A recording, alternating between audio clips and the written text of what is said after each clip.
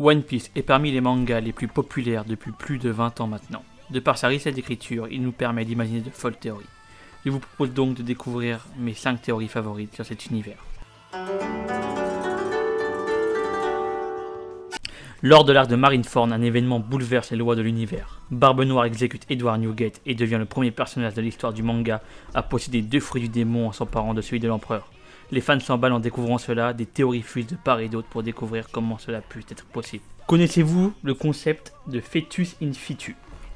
Le fœtus in situ est une anomalie du développement embryonnaire au cours de laquelle un fœtus se retrouve inclus à l'intérieur du corps de son jumeau, d'où le terme de jumeau parasite. Ainsi, Barbe Noire aurait comme particularité d'avoir dans son corps les restes de son ou de ses jumeaux. Lors de sa première apparition à Zaya, Luffy et Zoro diront qu'il est peut-être plus qu'un gars. Marco affirmera même ensuite à Marineford que son corps est unique. Souvenez-vous du capitaine Yorkie de l'équipage du Rumbar, laissé pour compte sur une île alors qu'il était atteint d'une maladie incurable. Et si en réalité Yorkie avait réussi à retourner jusqu'au Cap des Jumeaux pour se faire soigner par Crocus? Et si, une fois soigné, il avait décidé de rejoindre la marine et de s'élever jusqu'au grade d'amiral pour devenir l'amiral Green Bull? Improbable, me direz-vous. Et pourtant, de nombreux arguments viennent rendre cette théorie crédible. Aucune preuve n'était disponible jusqu'à cette couverture de chapitre Tour du Monde. Crocus servant à boire à une personne inconnue, ayant, au vu des rides sur les mains, un certain âge. Crocus a l'air heureux, Laboon a l'air heureux, et qui, à part Brook et Yorkie, pourrait donner cette joie à ces deux personnes? Très bien, Yorkie est vivant. Mais quel rapport a-t-il avec l'amiral Green Bull? Regardez bien le pavillon de l'équipage du pirate du Rumbar. Et oui, vous voyez bien une tête de taureau. Ensuite, la couleur principale de Yorkie est le vert. Vert et crâne de taureau, Green Bull. Imaginez donc les retrouvailles entre Brook et Yorkie dans le Nouveau Monde.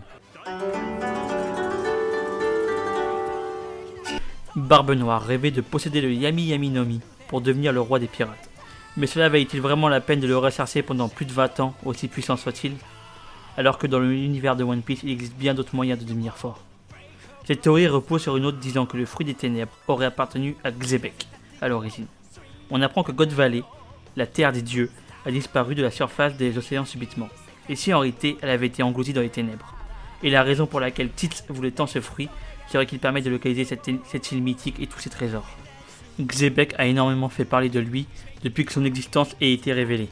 Il était considéré comme l'un des plus puissants pirates de l'histoire de One Piece, un monstre tel que Gold Rogers et Garp durent faire alliance pour le vaincre. Les théories sur lui sont légion. Et qu'il ait possédé le Yami Yami no Mi en premier serait sans nul doute possible au vu de la fascination de Barbe Noire pour lui, allant jusqu'à donner son nom à son bateau.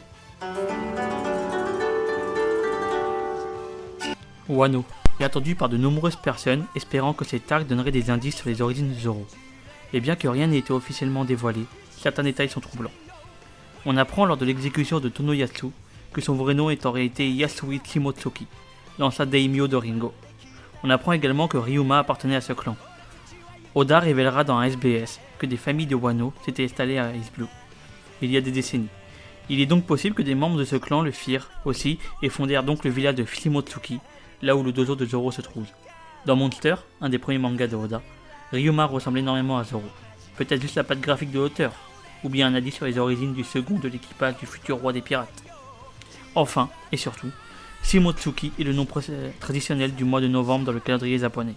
Et par coïncidence, Zoro fête son anniversaire le 11 novembre.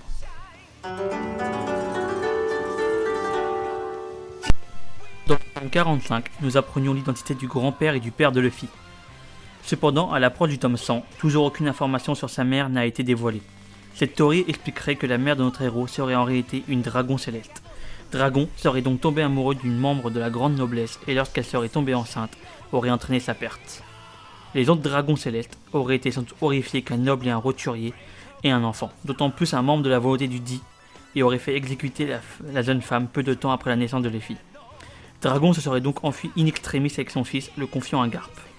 C'est cet événement qui aurait poussé Dragon à fonder les révolutionnaires afin de venger son amour perdu. Voilà, c'était la fin pour cette vidéo. Qu'en avez-vous pensé?